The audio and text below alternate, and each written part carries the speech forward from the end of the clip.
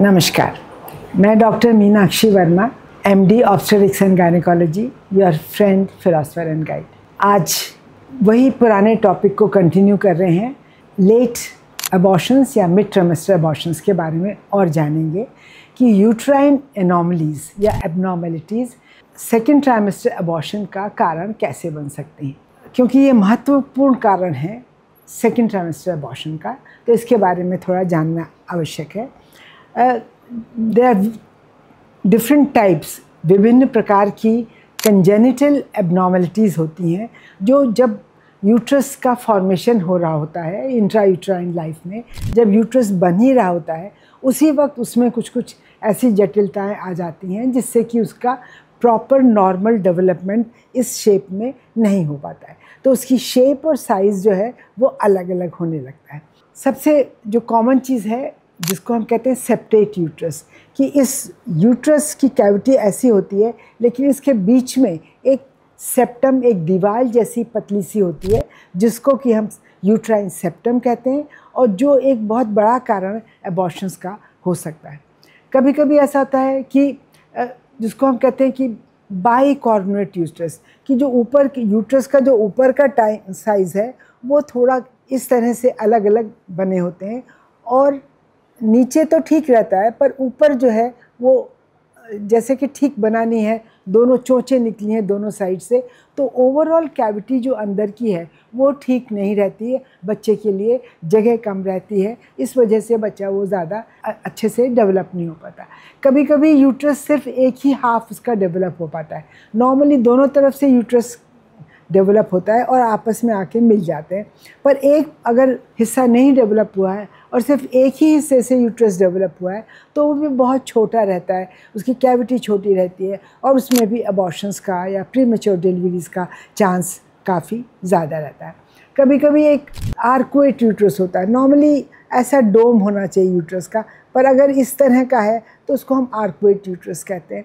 तो ये जो अलग अलग तरह की एबनॉर्मलिटीज़ हैं वो अगर अंदर जगह कम कर देती हैं जिससे बच्चा बहुत लंबे समय तक डेवलप नहीं हो पाता और जल्दी अबॉर्शन होने की संभावना रहती है। क्यों होता है? एक तो मैंने बताया कि जगह कम हो जाती है, दूसरा यह है कि जैसे सेप्टम नीचे आया तो उस सेप्टम में ब्लड सप्लाई बहुत अच्छी नहीं रहती, तो जब भी बच्चा इम्प्लांट होता है तो उसको जगह नहीं मिलती एक तो, दूसरी बात है अगर वो ऐसी जगह पे इम्प्लांट हो गया जहाँ पे ब्लड सप्लाई कम है तो फिर वो अच्छे से डेवलप नहीं हो सकता।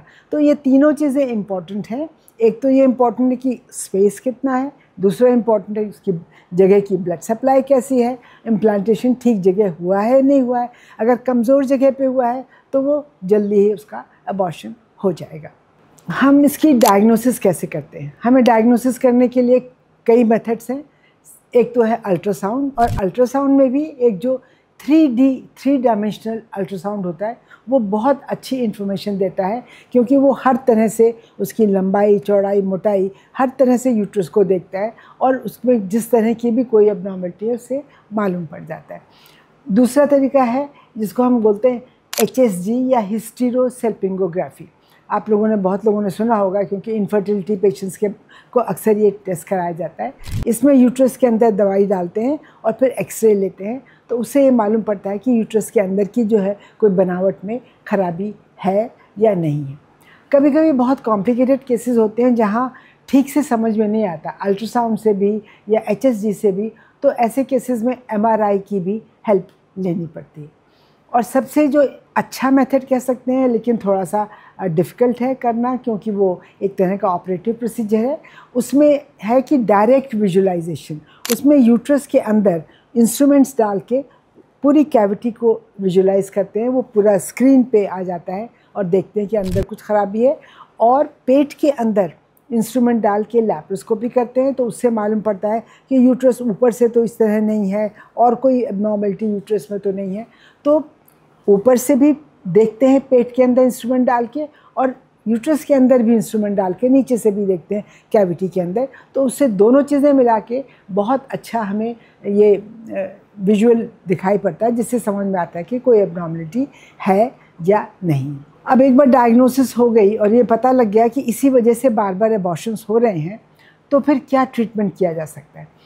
जिस तरह की एबनॉर्मलिटी है, जैसे मान लीजिए सेप्टम है, बीच में एक दीवार जैसी बनी हुई पतली, तो उसको हम जो हिस्टेरोस्कोप होता है, नीचे जो इंस्ट्रूमेंट डालते हैं, उसी इंस्ट्रूमेंट से उस दीवार को कट किया जाता है, जिसको हिस्टेरोस्कोपिक मेट्रोप्लास्टी कहते हैं। उस दीवार को कट करने से जगह भी अंदर बन जाती है अच्छी, और जो वो कम जो ब्लड सप्लाई वाली जगह है वो भी दूर हो जाती है, तो इम्प्लांटेशन अच्छी तरह से हो जाता है। कभी कभी ऐसा होता है कि यूट्राइन एबनॉर्मलिटीज़ एक्वायर्ड होती हैं, जैसे कि कंजेंटल ना हो के बाद में यूट्रस के अंदर एक अंदर की तरफ फाइब्रोइड आ गया, या अंदर एक पॉलिप आ गया, या फिर अंदर एडिशंस हो गए, चिपक गई यूट्राइन वॉल। तो ये सब एबनॉर्मलिटीज़ भी हिस्टेरोस्कोप के द्वारा इनको करेक्ट किया जा सकता है, फाइब्रोइड को निकाला जा सकता है, पॉलिप को निकाला जाता है, और एडिशंस जो है उनको दूर किया जा सकता है।